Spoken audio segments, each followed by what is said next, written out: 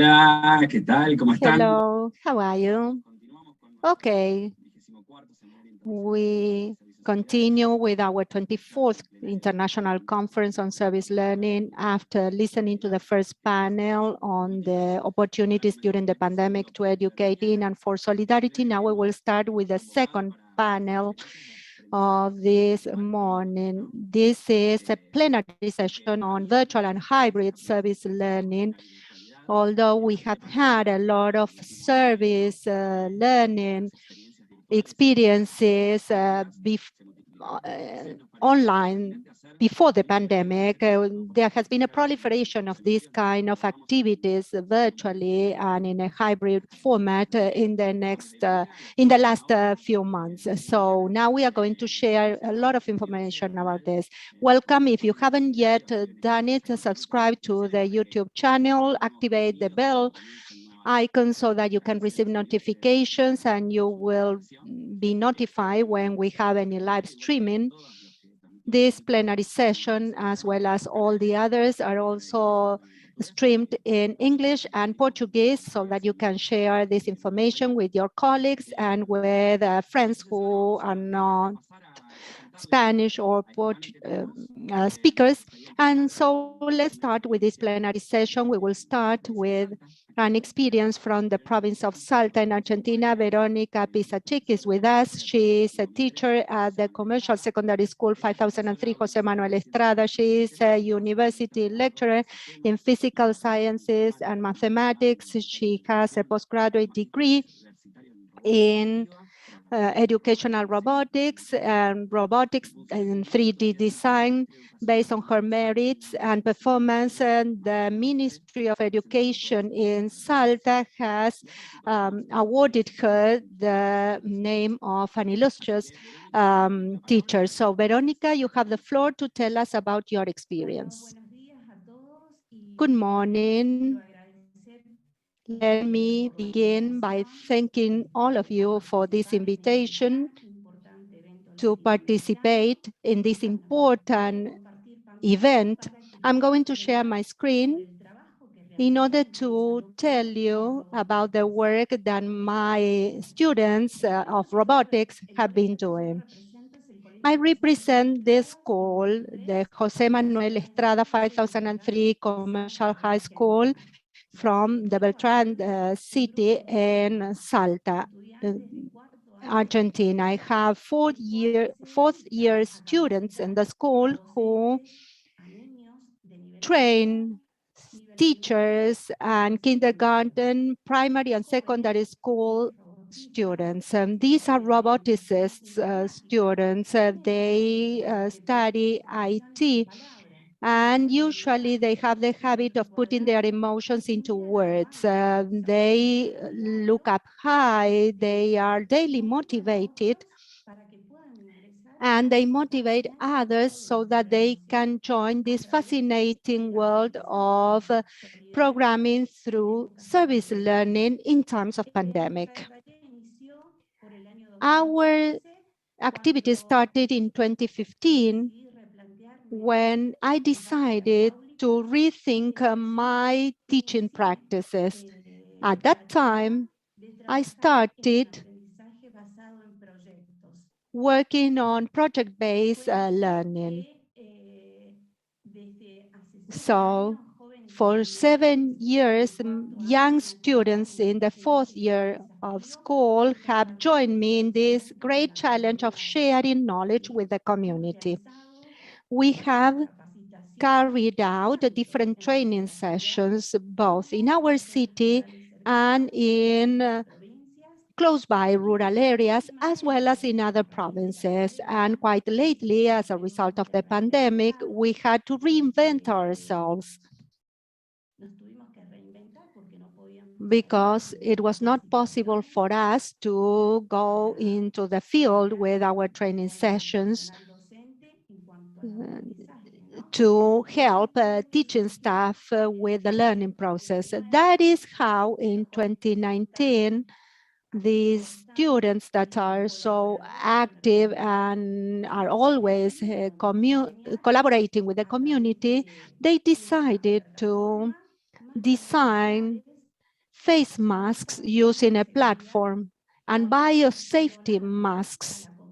And these masks were going to be donated to the community. This implied hard work because we had to connect over the internet, and we had to give guidance to the students for them to proceed with the design. As you can see, our project started in 2015. That was the starting point with 90 workshop directed to young children. In 2016, we continued with the same kind of training, but in this case, we also involved the family. So we started working together with the families because we believed that if we got children involved in this learning process based on the use of new technologies, we also had to provide training to their parents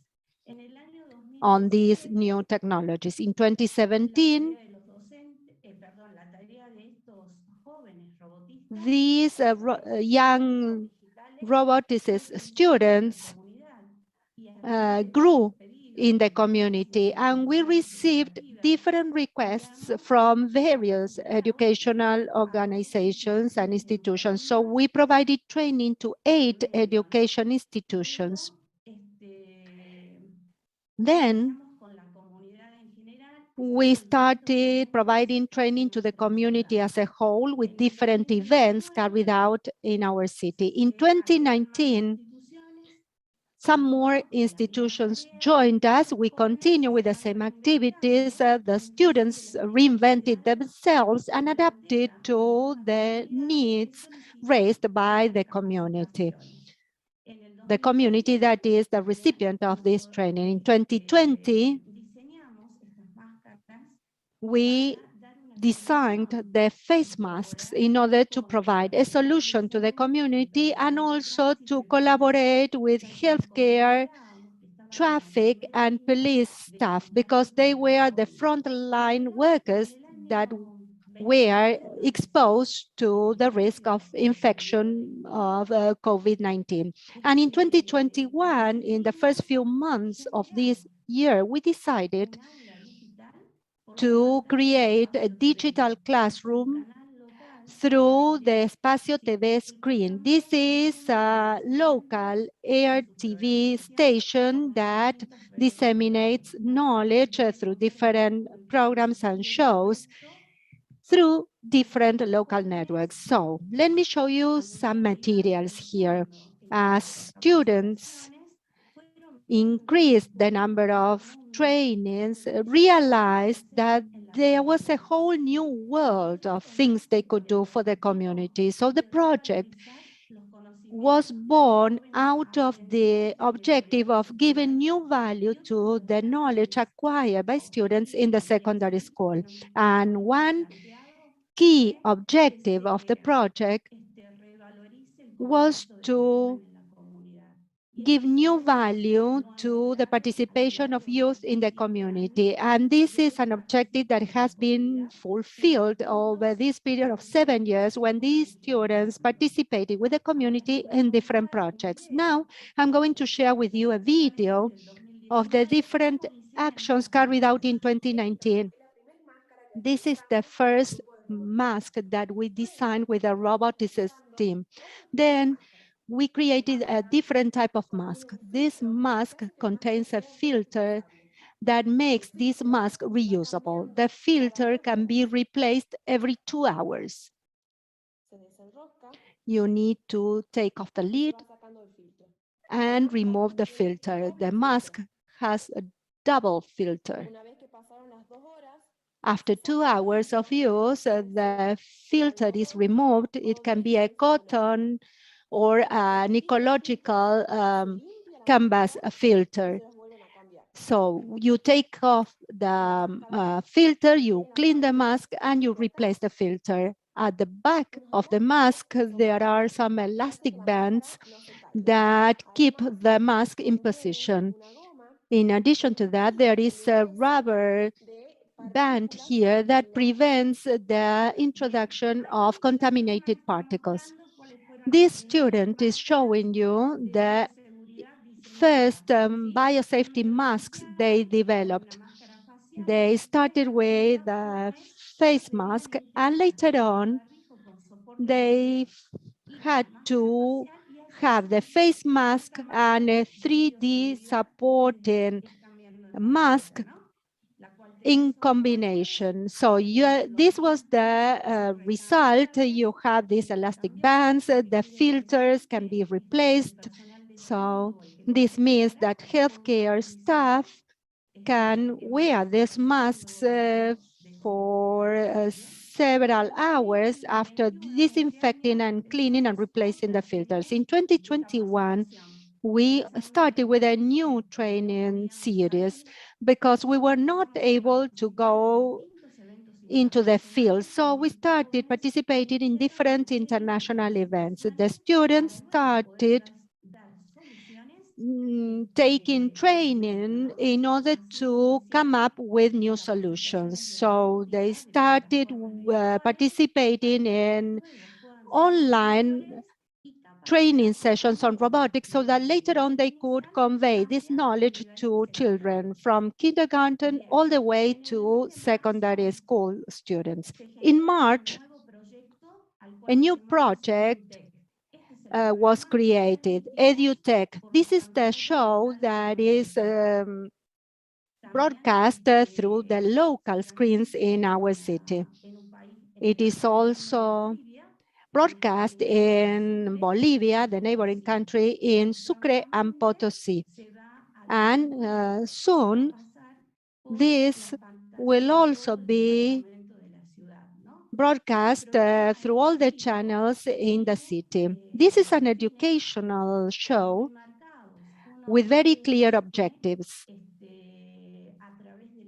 One of them is that with the roboticist team, we want to provide support to tutoring students and also to secondary and higher education students in their path through a hybrid system, because we believe that most students and families do not have a computer in order to have access to knowledge. After running a number of surveys, we concluded that 90% of the families had some devices like a mobile phone, but not necessarily a computer. Therefore, we reinvented ourselves and we started an internal training. These students started learning about mobile apps. So everything that they teach to others is what they have learned about the mobile apps. So they have left computers a little bit aside because with that survey, they found that most of the families have mobile phones. I will show you some images of this show so that you can have an idea of what kind of work we do through the different platforms.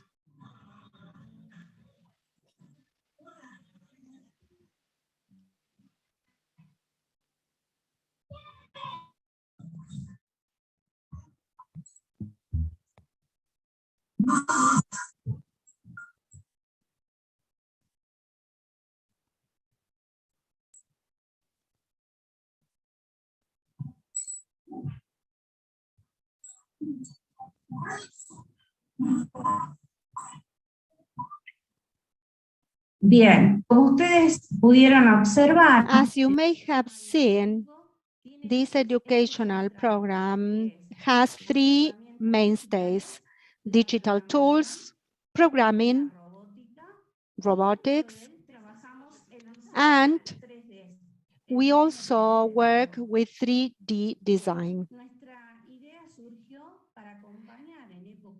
And during the pandemic, we wanted to provide support to all students, and we wanted to make sure that they would be able to have access to educational resources throughout the community. We also think that it is important to provide support to teachers. That is why we have created content, educational content, to reinforce reading skills in the younger students through games. And another interesting feature of this digital classroom is that we also have sign language to convey the different contents included in this program, as you may have seen in these pieces of video that I have shared with you. The contents have not only been targeted children in kindergarten and primary and secondary school, but also students in higher education, because we realized that with the pandemic, it had not been possible to provide full training on all curricular content. So we also needed to reinforce the knowledge of graduates from the secondary school who would go on to universities. So we developed different apps that would enable these students to reinforce their knowledge, so that later on they can go to college, always applying programming, robotics, and 3D design. Once the restrictive measures became more relaxed and teachers were able to move around the city and gatherings in small groups were allowed again, we resumed training sessions for teachers. The students provided training to different institutions in the use of new technologies with mobile phones, how to create a WhatsApp group and share that link with different people, how to use Zoom for educational purposes. Then with the Word app, they taught teachers how to design their own personalized teaching aids. So this project grew over the years, and over this period of 7 years, we have seen students became empowered with knowledge in the community, and they play an important role in our city, in the province, and also at the global level, because this is a group of students who are internationally known for their commitment, their dedication, and their level of knowledge about these subjects. Here, I'm sharing some pictures that show that in hybrid conditions, students continue to learn, so that once we can go back to 100% in-person lessons, they can provide face-to-face training to students at different levels of school. We expect for September to have these students as tutors of young children and students in different competitions, face-to-face and robotic competitions that will take place in September.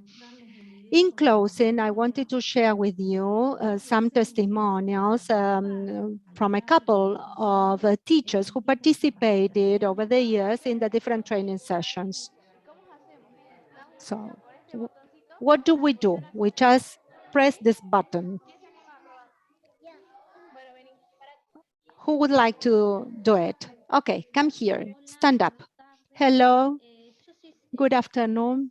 I am a teacher of the 4-year-old class of the Panda Bear kindergarten. And I was amazed when I realized the changing behavior of students. We have tried to socialize this child since March, and we see that this student, this child, developed a lot of interest in robots.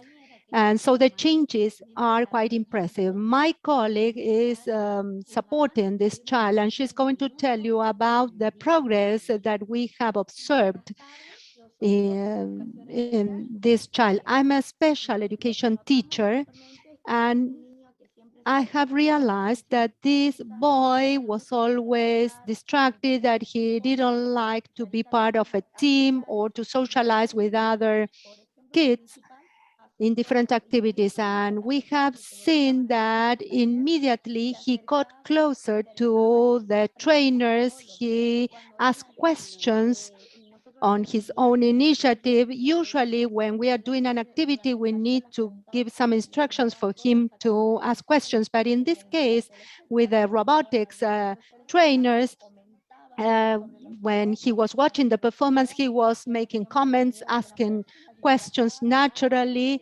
He said that we didn't have to be afraid because that robot was not real. And he always remembers what he was taught in the robotics class, and he's now socializing with the rest of the kids. And he used to have aggressive behaviors when he was participating in a team activity, but now he has changed completely. We look at him, we observe him, and now we see that he remembers everything that he is being told, and he repeats what he has learned whenever the trainers come. So we are really surprised because we couldn't achieve that kind of integration. We have been working with him since March and also since last year. But now with the robotics workshop, we succeeded in getting him integrated. So we are very proud of that. Yes, you have to be here every day. And it is also possible to talk to the teacher and the students in order to get some guidelines as to how we can implement this kind of content here. As you know, the Strada School through robotics and also physics within robotics is more than willing to help you. This is a kindergarten school that opened its doors to us. And today we are in this position because you trusted us. So now from Medan, Salta, in the north of Argentina, we're moving to the other end of the world to listen to a university experience. Jimmy Caldea. Jimmy, how are you? I'm going to make a brief introduction. Jimmy is here on behalf of the Center for Youth Johnson in Action from the Lasallian University in Manila, the Philippines. Jimmy studied philosophy and magister, and he's now the candidate for a doctorate in philosophy from the University of St. Thomas from Manila. He has over 15 years of experience as a member of the college, 7 years of experience as Director of Community Services Development in Higher Education, and 3 years of experience as a specialist in service learning. Jimmy is going to speak in English, so the other speakers can activate the interpretation, and all the participants are following in the English channel. Thank you. Jimmy, you have 15 minutes. Good day to everyone. Foremost, on behalf of De La Salle University Service Learning Program, I wish to say thank you for this opportunity to share our institution's service learning program transition efforts and experience into the online setup. Okay, sometime in August last year, 2020, De La Salle University announced to the academic community that in line with the Philippine government pronouncements regarding no in-person classes due to the COVID-19 pandemic, course offerings will be in pure online type, meaning no in-person classes at all. So as the LSU is set to prepare and proceed with its educational work, the Center for Social Concern and Action, or COSCA, Service Learning Program must also adapt and recalibrate its processes into the academic program's pure online setup. This is primarily for the LSU academic programs to remain relevant to the society and its partner communities' needs. So we need to continuously pursue our Lasallian mission, at the same time effectively carry out our educational work. And also with the firm belief that first, service learning effectively brings social awareness and empathy to students that substantially develop the Lasallian core values of faith, zeal for service, and communion in mission. that can strengthen and deepen students' resolve to contribute to a life-changing action to the plight of the poor and the marginalized. And that second, service learning's presence in academics can not only enhance students' academics, but also their professional readiness, social orientation, community involvement, and commitment to service learning and to the community. DLSU, our institution should continue its service learning program and adapt to the new normal. And so e-service learning or electronic or online service learning or ESL was our proposed replacement. As you may see in the illustration, it is the result of the intersection of the traditional service learning and online learning that is according to Waldner and colleagues. Though at the onset, we apprehensively asked how we can continue service learning in this time of pandemic if ESL will continue to deliver the expected outcomes for student learnings, and if ESL will help respond or reach out to the poor and the marginalized. However, since the mentioned authors have established the applicability and success of service learning in online courses in terms of project completion, client and student satisfaction, interaction, and skill building of the traditional classroom, this gave us the needed confidence and the support to proceed and design our unique ESL processes.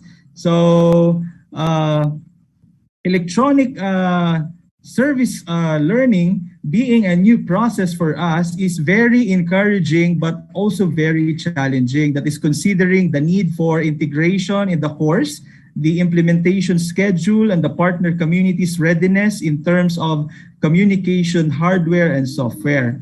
And so having all this as significant considerations, we embarked on various preparatory activities to guarantee all necessary service learning elements are still in place in the pure online mode. So aside from conducting pieces of training on how to use our online learning platforms and provision of internet Wi-Fi devices and data allowances to our partner communities, including the creation of their respective orientation materials and virtual community tour, in order for them to be more equipped in engaging our students online. The primary consideration along all this is also for us to carefully adapt the traditional service learning foundations. That is the Lasallian reflection framework and the COBE model of experiential learning, in order for us to be about effective and still on the road to achieving our objectives. Also, through extensive literature review, we identified and adopted one of the emerging types of e-service learning endeavors, the type 4, the extreme e-service learning, where both the instruction and service are 100% online.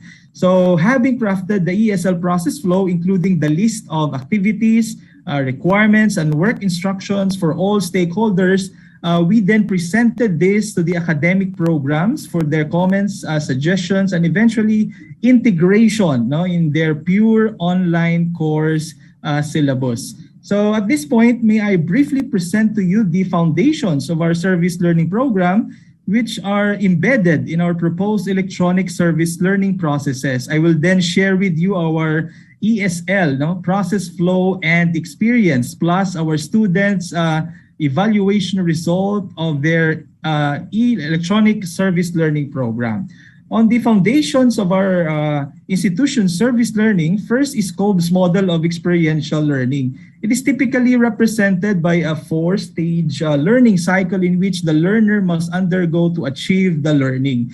That is, having a concrete experience where a new experience or situation is encountered, followed by observation of and reflection on that experience, which leads to the formation of abstract concepts or new ideas which a person or a student has learned from their experience, which is then used to test hypotheses or active experimentation where the learner applies their ideas to the world around them to see what happens.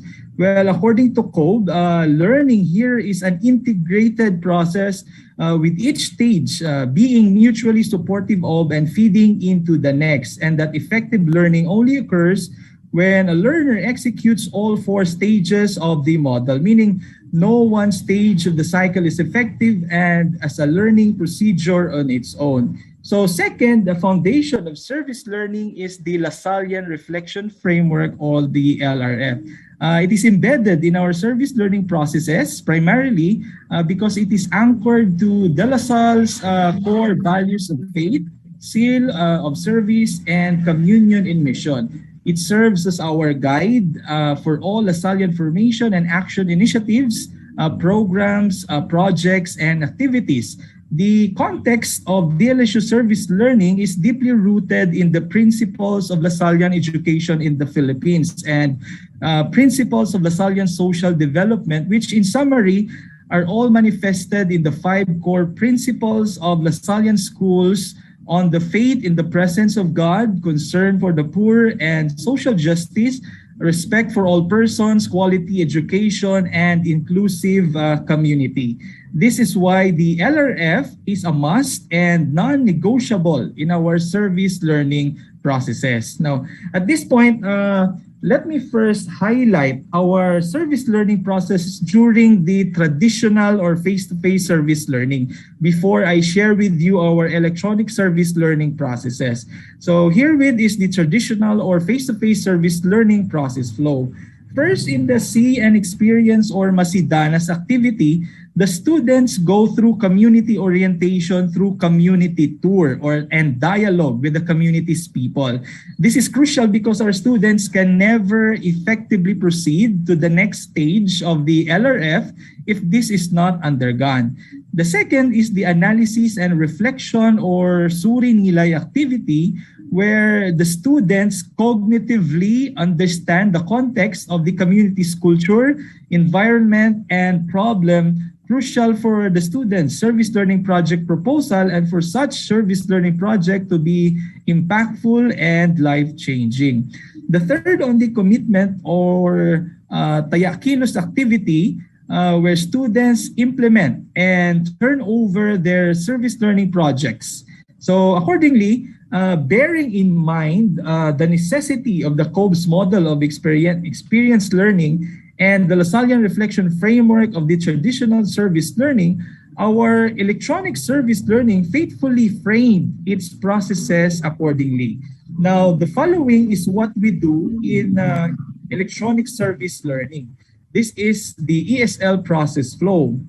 On the orientation or Masidanas phase, first activity, students have the service learning class orientation using the synchronous and asynchronous tools by watching ESL orientation and the partner organization orientation videos and virtual community tour. Second activity, from this video, students identify the issues and needs of the partner organizations for possible projects. Students then create and propose their group's electronic service learning project through synchronous class presentation activity with the partner organization's virtual presence. Herewith are some of the screenshots of the materials. On the service proper or suri nilay phase, first activity on the 5th to 10th week after the proposal stage is for the students to update and coordinate with the faculty and COSCA to our office on their ESL project's progress and concerns. Second activity on the 11th week is for each group now to present asynchronously and synchronously the whole ESL experience from the project identification, planning, coordination, and implementation. So herewith are some of the screenshots of our students' e-service learning projects.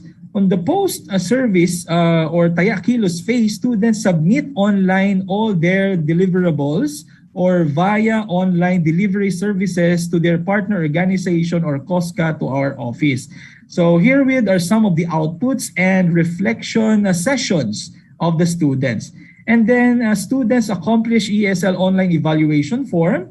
COSCA then facilitates the turnover of some ESL projects. So here are some of the turnover activities done by our office. Now, relative to the online evaluation of students on their ESL experience, we had 55% of students respondents under the corporate social responsibility and governance course. Here are the results.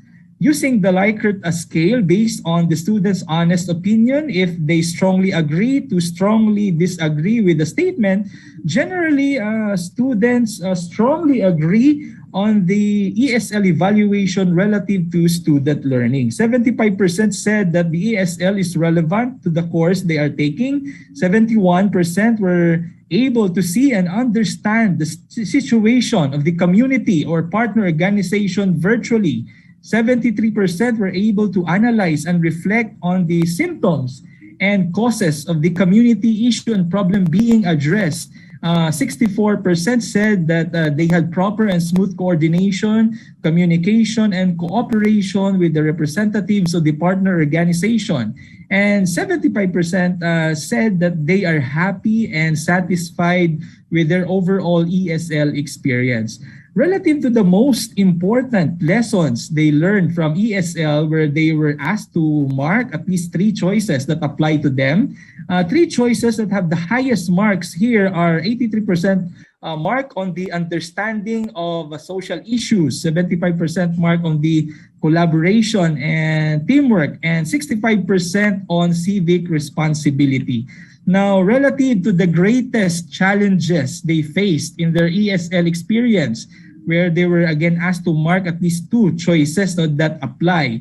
3 choices that have the highest marks are 62% on the technological gaps or challenges, and 55% on the internet connectivity, 48% on the limited engagement. Now, on the 3 open-ended questions, which were also asked from the students, these are just some of the inputs or highlights written on the Google form. Now, on how they were able to overcome the challenges, some students said making sure to communicate well with my constituents in order to provide great output and committing to the project. On what are the impact or benefits of their ESL to the partner organization, some students said the improved education opportunities and the kids in the community became more knowledgeable about what COVID-19 is, and they will practice proper do's and don'ts during the pandemic. And lastly, on the recommendation on how to improve ESL in the future, some students said maybe make sure that each group's projects are not overlapping so that there will be a wide variety on the output for the partner communities, and to broaden the range of organizations we can help, because I think there are many social issues the students can actively concerned with. So overall, I can say that students not only were able to link theory to practice, which deepens understanding of course materials, they also enhance their sense of civic responsibility. Also, DLSU Electronic Service Learning Program matches the pure online educational setup of DLSU, and it has established itself to still deliver the expected outcomes. It has continued to reach out and extend various projects to our partner organization. And lastly, I'm happy to think that this ESL student online evaluation results validated our mode of doing service learning. I would say that it is effective and worth continuing as an option when education is back to its normal operations. So this ends my presentation. Thank you very much for listening. Jimmy, muchísimas gracias por tu presentación, muy interesante. For your presentation. This has been very interesting. So now we come back to Argentina, to the province of Mendoza. I'm going to introduce to you Esther Minusi, who is the principal of the 4247 secondary school in Tunuyán, Mendoza. And this is a school that has different projects underway related to tourism information, and she is supported by Ruben Rabeiro, who is the teacher in charge of the project. and who also has 28 years of experience in climbing the Aconcagua mountain, the highest peak in Argentina, for those of you who are not local. So you will have 15 minutes to tell us a little bit about the project. Hello, thank you for this kind introduction. As I was going to tell you, we are part of a school 4247 from Mendoza. Our basis is in Los Andes, Tunuyán, and then we have in San Carlos a satellite school. It is another site. Last year, as it happened to everyone, we had to deal with the pandemic. So we wonder whether it was possible to motivate our students for them to learn more during the pandemic. So this is how we came up with this experience that was sustained during the pandemic and that has continued over the last few months in 2021. So we try to provide a response to this question. So we look at the 3 characteristics of service learning in order to start with this project. First, students' leadership, making sure that our students would be engaged in this project, making sure that they could participate actively despite the fact that they couldn't be there in person. Solidarity-based action with students that had no communication through WhatsApp or through a mobile phone or through students' platform that was developed here in Mendoza. In the HEM system that we have, that is a management system, an educational management system. Since we couldn't use all those means, we thought that we could go back to basics, and we started developing the lessons with the teachers, and we would broadcast them through local FM radio stations. This was the service component, because we did not only intend to reach out to our students, but also students in other educational institutions. At the beginning, the shows were only developed by the teachers, but later on, they started being produced by students through educational podcasts. And of course, we also have a teaching objective. We wanted students to learn, and we wanted all of us to learn. I think that during this period of pandemic, all of us have learned. So our project is called School Podcasts, talking to ourselves, and it came out of the need to improve the reading skills of our students and the fluent reading. So Ruben is going to talk about this. And we also wanted to disseminate information about our tourist sites, because we have an orientation in tourism in our school. We wanted to get students involved, of course. That is why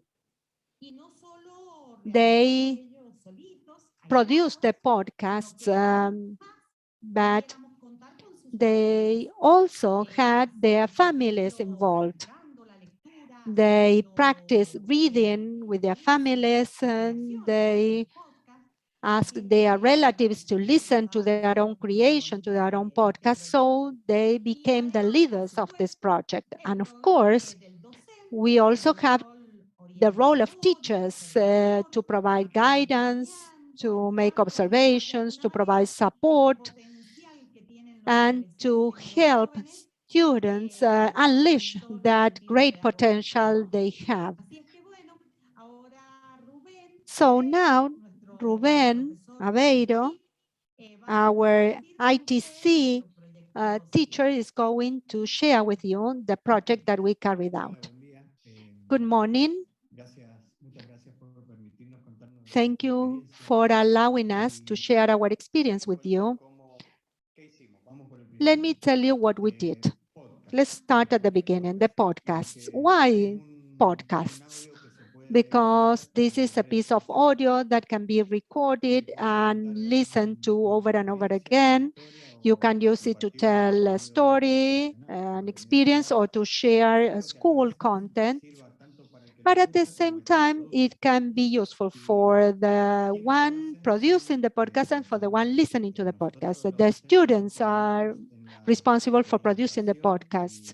Teachers provide guidance and make adjustments for the publication of this podcast. But actually, students are the true leaders of this project. They receive the content, they produce it, they interpret the contents, and based on some questions, students come up with a script.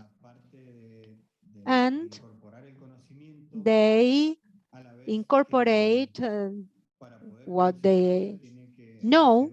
And in order to produce the podcast, they need to be able to read fluently.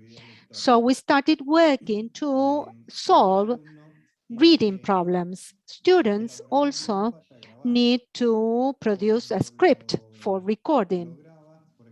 When they do that, some students face some difficulties because they are quite shy. They are afraid of making a mistake when they are exposed to an audience. So in a classroom, when we have an exchange with our students, we know that there are some students that are shy and they don't want to read. And perhaps at home, when they are alone, they can read very fluently, but when they are in the classroom, they don't do it.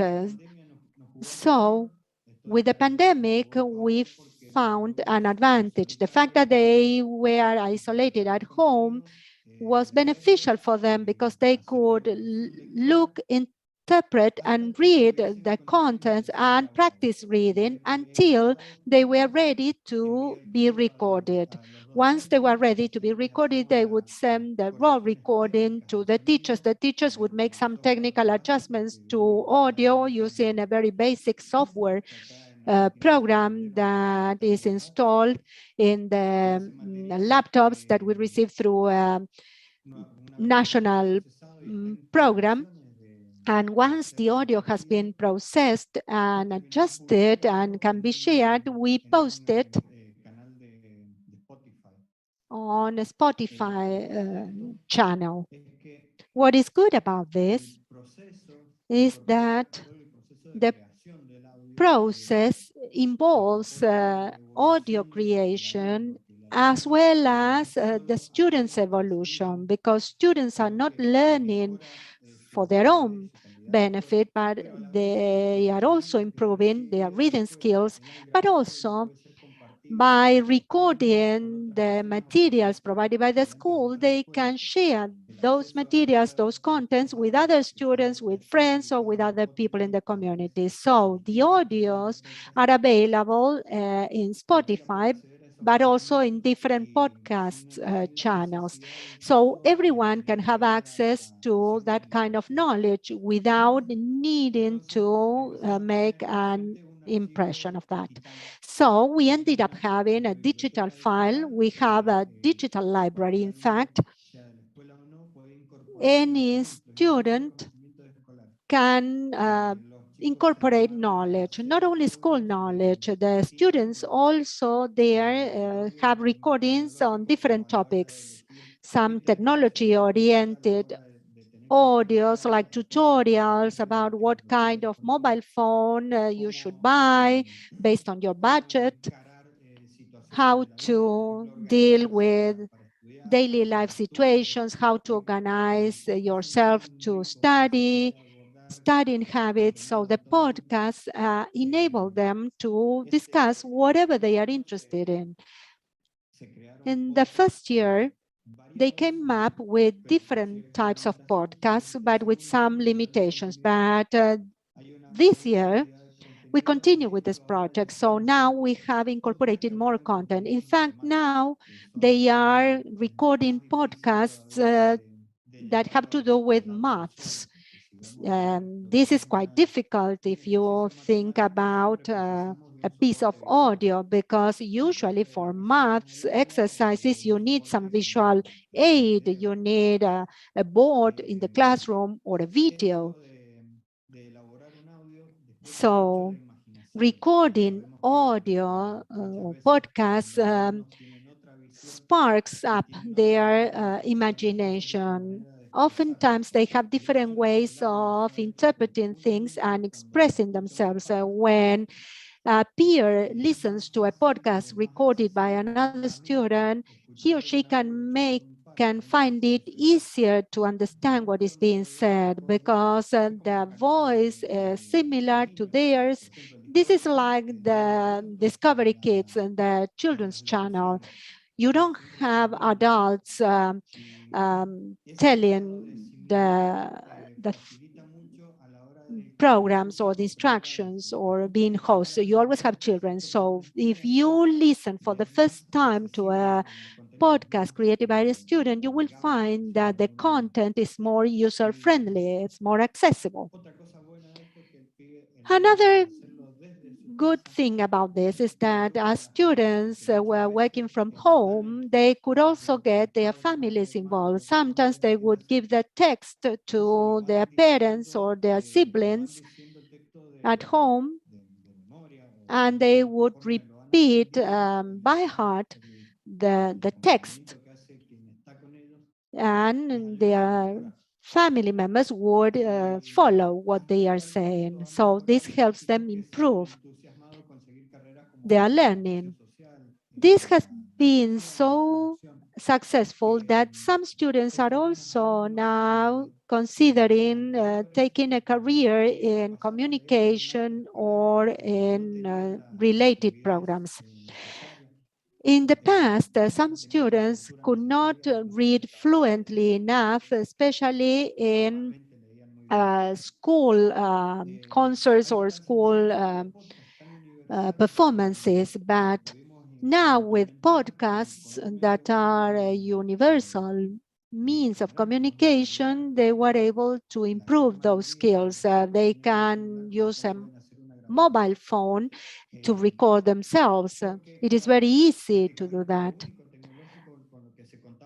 Basically, that was the only technological device they had available to them when they were confined at home. So as they were able to share also small pieces of audio through WhatsApp, that is so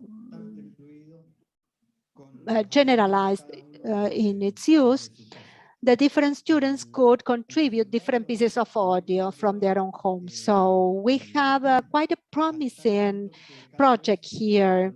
The results look very good.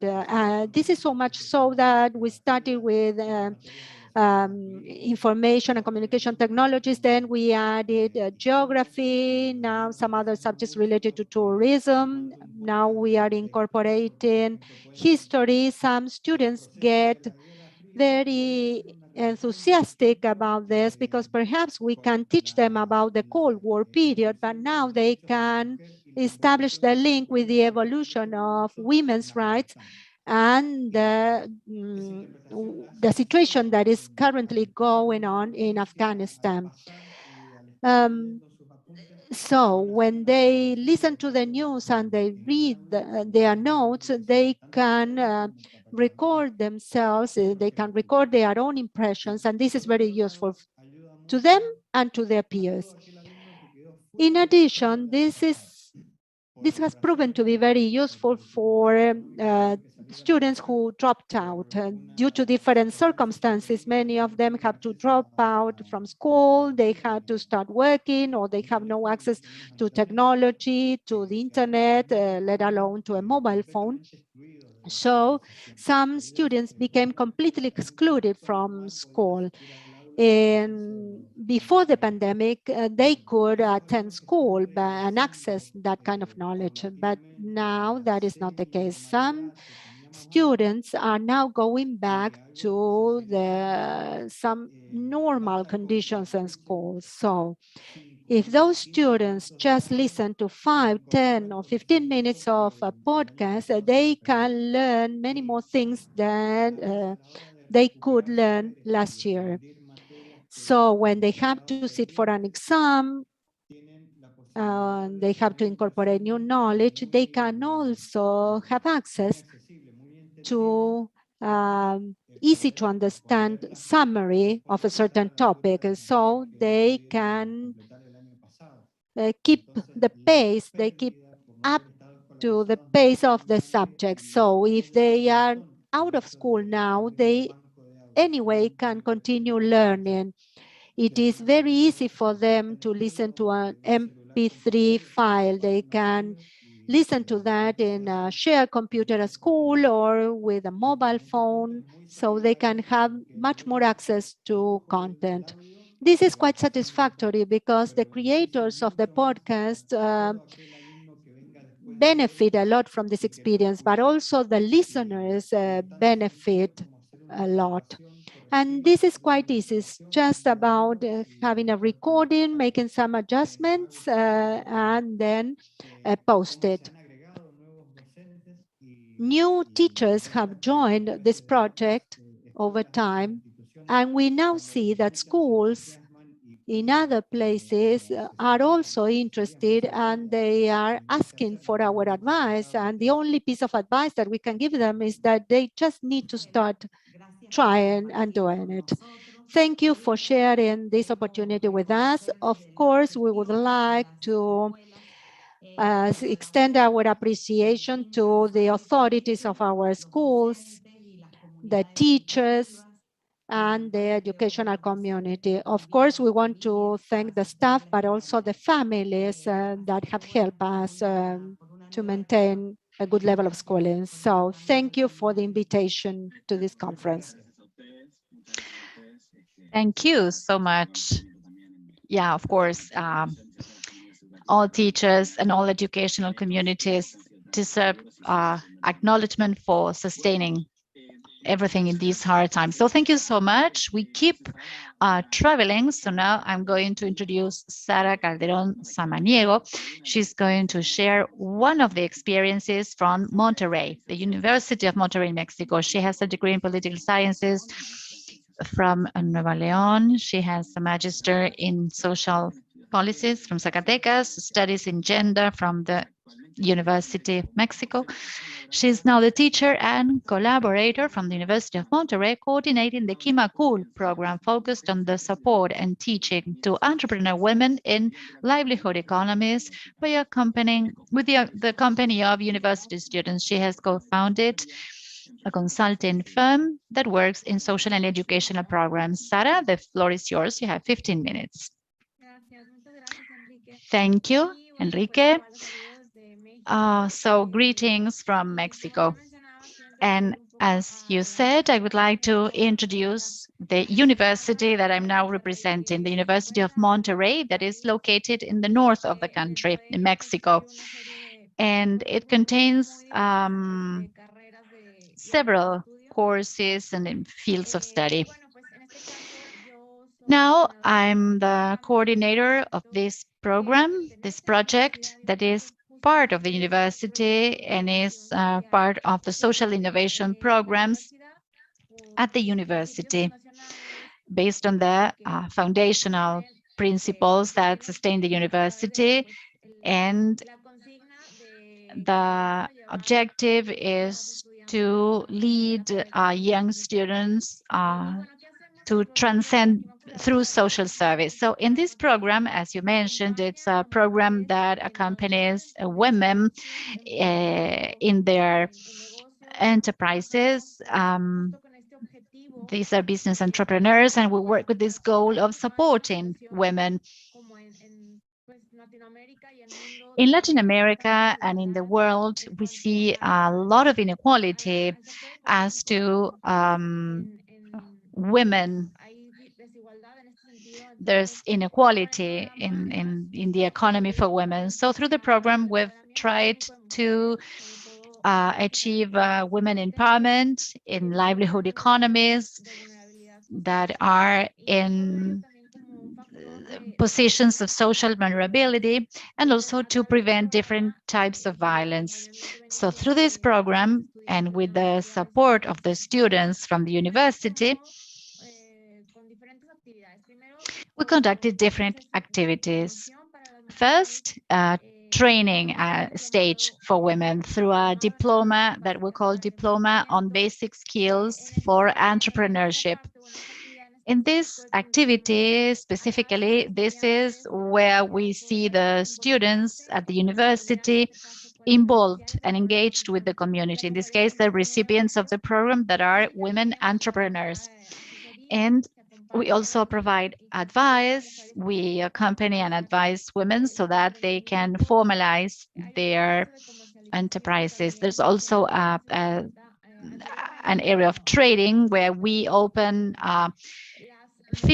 initially physical selling spaces where women entrepreneurs could offer their products. Now, because of the pandemic, we had to do it virtually, but it has been a process with a strong involvement of many people to make it possible. And finally, we also hold workshops and seminars and lectures so that women, once they completed the diploma course, well, we continue with this support through lectures and workshops of the network of entrepreneurs that also are sometimes given by the students themselves that study social service. Actually, students from different courses at the university participate in this program through this learning process. And we do it through a methodology that has several pillars. One of them is social economy. So we use this social trade through cooperatives, also made up of women. And it's a project that also is based on the gender perspective and the protection of the environment. These are some of the areas where we, well, these are the topics that these women entrepreneurs work on in the program. Here, I would like to emphasize digital inclusion because I think once we started with the pandemic, we had to find new ways to keep working on this, but through the screen. So this was a whole process because our target population, that is adult women, particularly over 30 or 40 years, they're not internet natives. So there was a digital gap that we had to overcome with the entrepreneurs. So we taught them how to take a video call or how to join a platform to see the material. That was a challenge. Now I'm going to explain what happened and how we experienced the process and the lessons we learned. So all this methodology and everything we do in this project also has a personalized mentorship, as we call it, that is cross-sectional to all the stages. And that is what the university students do. That is their role. From students from different courses, they support the women entrepreneurs. So the students themselves become mentors for these women. They experience the process with them from the classes at the beginning, lessons on different topics. We have students, for instance, from design that study something related to business or accounting or finance. And one of the objectives of the program is to make this a professional service where the students can apply what they are learning at university and put it to the service of other people. In this case, these women entrepreneurs. Here I have some pictures to share with you for you to see all that work. Of course, this was before the pandemic. This was when we were still together. But after that, we moved to a virtual platform. And the students teach these lessons. They teach different topics depending on their area of expertise. If these are students from nutrition, as in this case, they offer talks on that topic. If they come from business courses, they teach on topics that have a direct connection with their area, so that this is a joint mutual learning, so that it's an experience for the students and also for the women entrepreneurs that are learning something. And this is the role of the students. They serve as mentors, they support the entrepreneurs throughout the program, they prepare and the materials for the lessons, they update the information base, they teach this content on entrepreneurship, digital inclusion. That is one of the most important learnings during the pandemic. And we don't leave aside the aspect of human development, because we also teach on topics and support on topics related to the personal development of the entrepreneurs. And that has also helped us raise awareness among the students as to all the social issues existing in the country and in different parts of the world. And as I mentioned before, the students provide this specialized mentorship according to their area of study, and they can apply the knowledge they acquire. These are some more images of this experience. This is before the pandemic. All the activities, we contacted with the entrepreneurs, were face-to-face. We had a lot of contact between the students and the women entrepreneurs that received the programs, and this built empathy, awareness, solidarity. I think it was possible to carry the students to a level of reflection. And these are pictures where you can see how the students supported the entrepreneurs. I'm going to share a video at the end if I have the time. And so this is all part of the educational program of the students. Now, during the pandemic, what was our main lesson in the pandemic? As I mentioned, we were clear as to what those digital gaps were that made all people different. Despite the fact that we were all affected by the pandemic, we were not affected in the same way. So these are some of the lessons. The entrepreneurs that were participating in the program had this barrier of connectivity. They didn't know how to stay in touch with us. They didn't know how they were going to take their lessons, whether it was going to be suspended or whether we're going to continue. So this was a whole challenge also to plan together with the students how we were going to carry out the sessions. I was listening to the other colleagues speaking before about the podcasts. I said, wow, that's a great idea. Being able to transform ourselves and finding new ways. We have a strong alliance with a project that is called Digital Woman that is also working for digital inclusion for the adults. We had some training process before with the entrepreneurs so that they were able to use the technological tools. So when the pandemic started, we had already made some progress in that sense, but we had to find new ways and conduct our sessions over Zoom. The entrepreneurs join the sessions, the students join the sessions again, and there the topics are taught. We can create breakout rooms, and we create in small groups and activities. Each student leads a group of entrepreneurs. They work on some activities and they come back to the general group. So the dynamic was quite similar to what we were doing in the classroom physically, but now in the virtual world. And we've had lots of learnings in this sense. The students also learn a lot because they are the ones that create the strategies to follow up on the women. These are some more pictures. You just see the Zoom squares here. I wanted to show you how, despite the situation, we were able to continue having this direct contact with the women. And And apart from this part, that is the engagement of the students through their social service, we also have contact with service learning projects at the university on different subjects that the students take. So they create projects, specific projects, and they have applied them also. They have worked also with Kimakol, with our projects, so that they apply their projects in our space. They provided support as to business formalization, the students that study mercantile law or marketing also in different projects.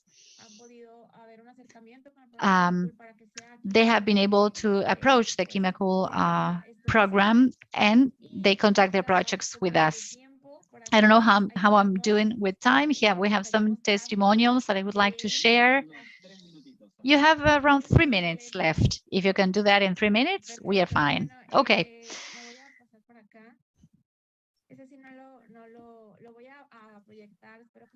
I hope you can hear it.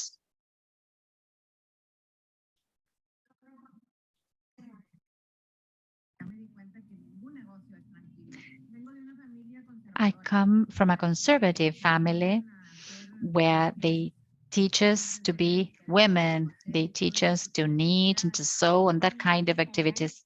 I had a restaurant, but unfortunately, with the situation we're going through, I had to close it, as many other businesses. You know, perhaps you're doing something, but then out of need, I had to refocus all my learnings to another business. I come from a town where women do not study. I didn't finish my elementary school. And I will keep training because I want to finish high school in the future. What have you learned at Kimakol? Well, thanks to Kimakol, I discovered that my business is a sustainable business. It's environmental and it's profitable, that I hadn't thought about it that way. At Kimakol, I started shaping my business because I used to do little things and I sold them, but I didn't know anything about costing. I didn't know about almost anything. Well, this is just a glimpse of some testimonials of women entrepreneurs that participated in the program. Perhaps the video is a little long, but they're very grateful to their mentors, that is the students at the university that support them throughout this process, that taught them everything about it. And it's been a learning process. We continue with the project. I mean, the pandemic, we did it online.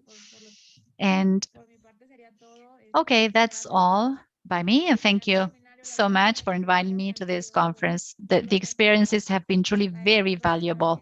And thank you so much. Thank you for sticking to your time. Okay, we are doing great. And now, in closing this plenary, I would like to give the floor to Mariana Maggio, who has a doctor's degree in education, and she has a degree in educational science from the University of Buenos Aires. And she also lectures at the University of Philosophy and University of Buenos Aires, and she has been present in high technology settings. She's a member of the National Board of Argentine Education Quality. Mariana has the difficult task of giving us a commentary on the presentations that we have just had. So you have 15 minutes, Mariana, to share your thoughts about these experiences.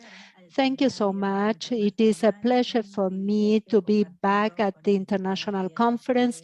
It is my privilege to share this with these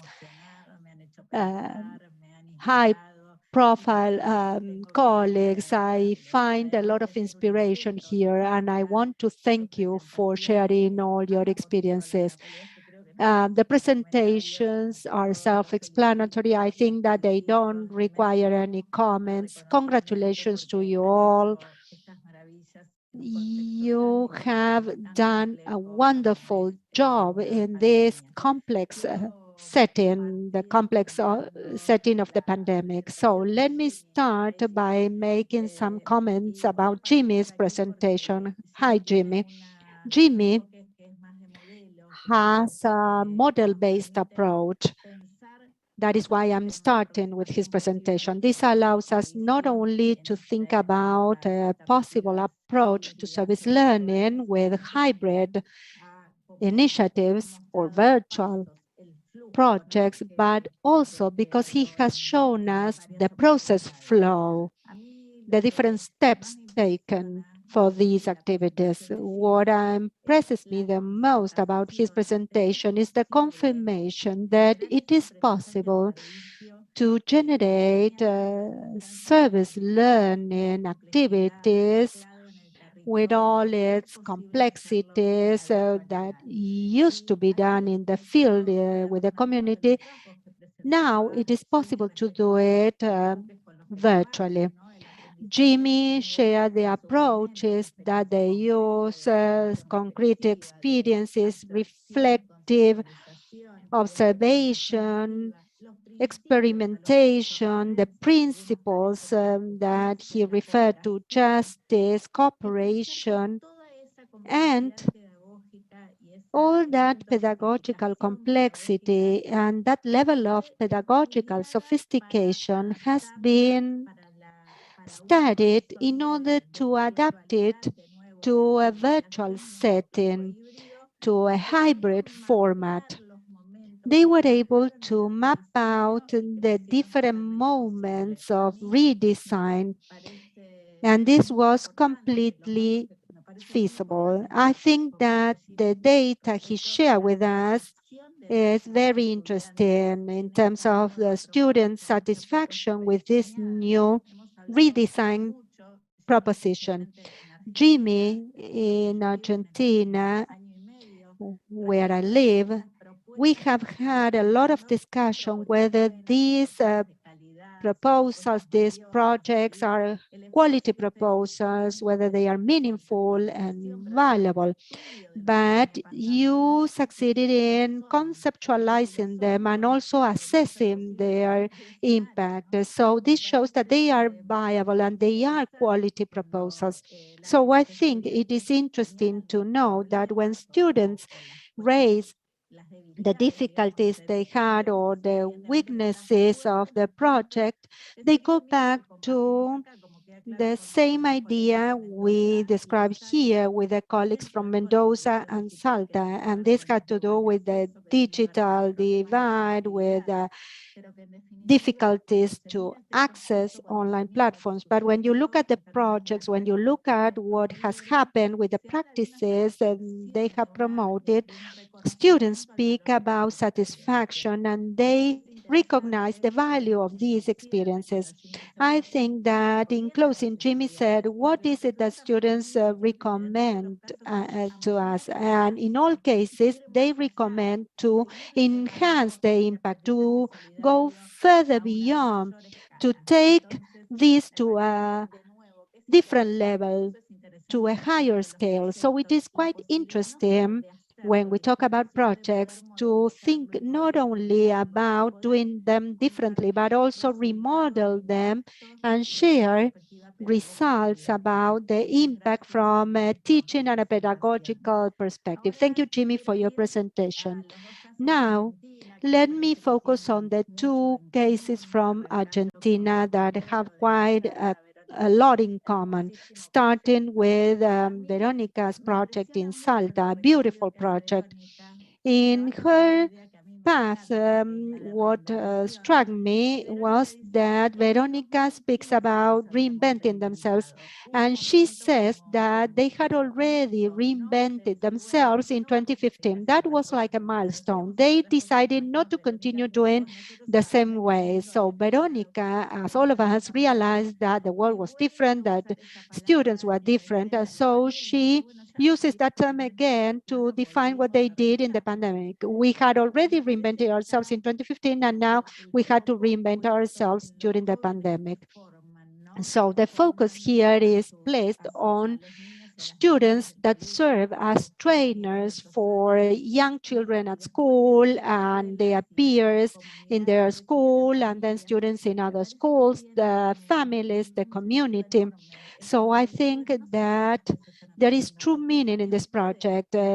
This is one way of showing students that they can learn themselves, but they can also teach to others. But in their project, what caught my attention is that they were able to rethink it all and say, well, now we have a pandemic, so now we have to work to make masks, because it's not just a matter of training. We also need to focus on intervention. So when the reality changes, our focus also needs to change, and that is clearly seen in the project. I loved this chart that showed the impact. And this is in line with what Jimmy was saying. What was our impact in 2015, in 2016, in 2017? This is not just the impact in terms of the content learned by students, but also the increase in scale. It is so nice to see that first you start with one institution, then with 8, then with 12, and now the local government and the local station that broadcasts this to Bolivia. This speaks about the power and the strength of this project. Then Veronica mentioned 2 theoretical elements that are quite clearly seen in this project.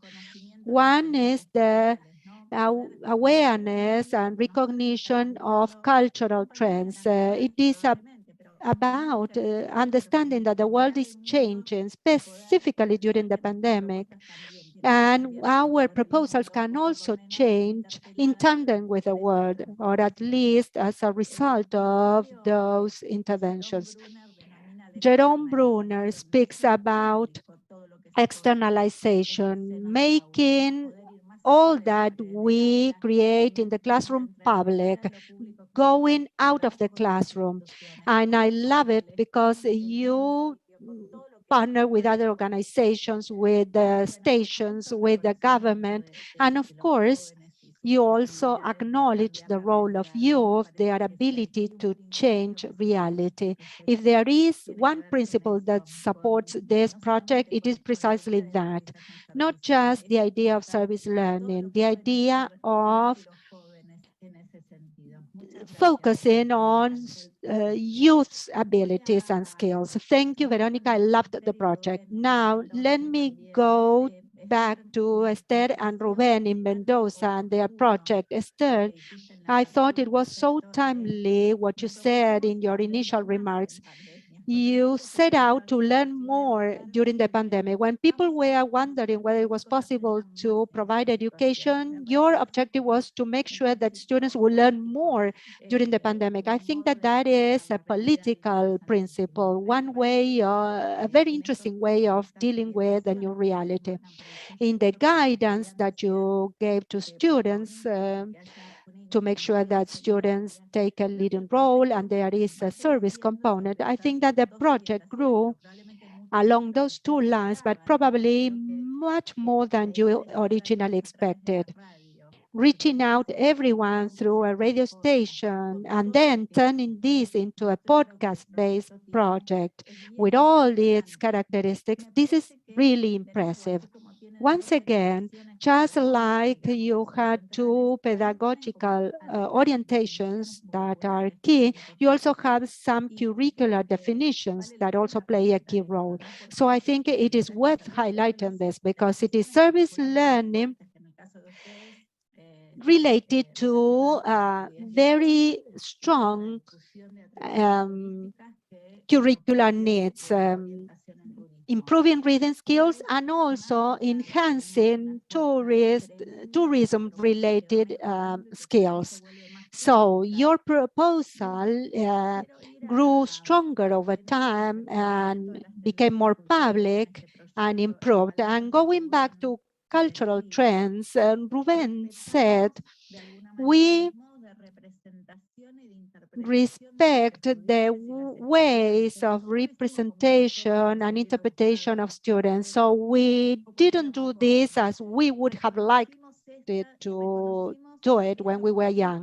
We also acknowledge the cultural consumption habits of youth in order to come up with these proposals. The widespread use of mobile phones that also leads to changes in working hypotheses. So I think that this project is anchored in that acknowledgement, and this opens the door also to imagination. We see young boys and girls who bring all their creativity into this project. There is an element that struck me from this project, and you talked about students that were shy, that didn't want to speak publicly, but now complete their secondary school and they want to go into a communication-related program. So that is really great. Of course, you have growth into other areas. You also have this enhancement of this initiative inside your school.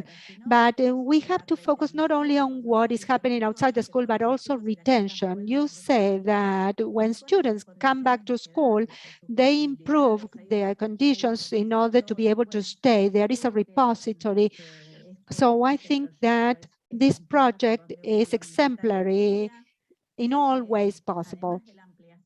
And in addition to getting other subjects involved, you also found a way to get students to produce their own audio recordings using technology. They are not only creating content. I think that this is one example of more collaborative production. You are working in teams. Of course, you are considering all these aspects, but when I was reading your summary, I thought that there is some collective intelligence component here to tap into. When you asked the question how we did this, you said, well, it's just a matter of daring to do it. During the pandemic, you did not give up. You went ahead and tried to rethink your own position. So now, in closing, let's go to Mexico, to Sarah's project. It is so nice to remember those days when I went to Monterrey. That was so long ago. So here you mentioned also a very important principle, the idea of recognizing that there are inequalities not only in overall terms, but also in terms of women's vulnerability. I was thinking about your students, and one may imagine that subject taught in a more generic way without establishing a link with reality. But now we see your students that are fully engaged with this training, this advisory role, this follow-up process. I think that this is life-changing for them. They become mentors, but being a mentor means recognizing that the other person also has difficulties, weaknesses, vulnerabilities. And I think that this changes the whole meaning of higher education. Sarah was also talking about redesign, as all of you did, and she said, well, we had to renew ourselves. But in your case, Sarah, when considering these women that still have a challenge in terms of digital inclusion, the fact to work with them in a hybrid format means that not only you allow them to develop their entrepreneurial skills, you also provide them with digital skills. These are the strange benefits that we find in this kind of projects. Here there is more emphasis on the digital skills as a result of this hybrid approach. And this is very important also for entrepreneurs. I think that this is my call, not to give up this kind of approaches, even when we are ready to go back to in-person gatherings and classes. That is extremely important from a pedagogical standpoint. Now, let me recap what I saw in these 4 proposals. I was thinking that a lot was said about confined youth that were having a difficult time. Of course, they were having a difficult time. All of us are having difficult times. We are dealing with the stressful situations. Some of them may be depressed, and this has raised a serious concern. But I was also thinking about these projects that by definition are service learning projects, but in the context of the pandemic and in the framework of hybrid and virtual activities, they go home and then don't stay with that message that they are having a very hard time. You are telling students that they can take a leading role, that they can be appreciated in their community, that they can be creators, that they can be mentors, that it is worthwhile committing to helping others, that they are very important as students at the center of these proposals. And I was also thinking how solidarity comes into the scene and the service component, the different nuances, the different meanings that these acquire, because the crisis is huge, but in addition to the huge value of effecting transformation in a community or effecting social change, I think that here, what we can clearly see at this juncture is that these are inclusive projects that retain students at schools, at higher education institutions, and this also has a significant impact on society. Students, being able to tell students you can still change people's lives while you change your own lives fills me with emotion, with pride, and with this brief summary, I think that if this is possible in these projects, this can be done in every school, in every classroom, and in that regard, you are setting here a great example, and I can only thank you for that and extend my appreciation. Thank you, Mariana, for your kind words. Okay, I would also like to thank you all for your presentations. Thanks to all the panelists. These have been excellent experiences, and you have also told them very nicely. Greetings, especially to Jimmy, because it is very late where he is. So special thanks to him for staying all the time. Just some practical announcements. All of you are invited to join us in the breakout sessions. You can choose the panel you want. And we invite you to join us back at 2 p.m. local time. We will have a panel on how to start a virtual service learning project during the pandemic. And we are also going to talk about service learning in schools and social organizations during the pandemic. That is open to all the public. Thank you all for joining us, and we'll see you later. Bye-bye.